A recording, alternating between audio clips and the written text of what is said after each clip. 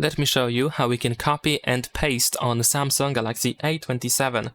So if you have any text that you want to copy on your Galaxy A27, most of the time, all you have to do is simply press and hold your finger on the first phrase that you want to copy.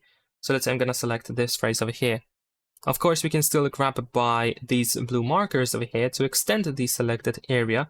So you don't really have to copy each individual phrase one by one. You can easily extend it. And then once you have the selected phrase or sentence, once it is fully selected, whatever you want to copy, then over here we have this copy option. So of course we can just tap over here, and there we go, we have copied the text.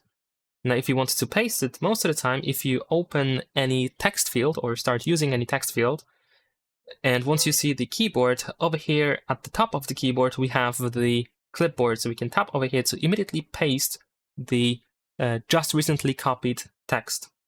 You can also go to the clipboard. So here we have this clipboard icon, which we can use to go to the clipboard, and then over here you can tap on the copied phrase. And that is pretty much it. Leave a like and subscribe.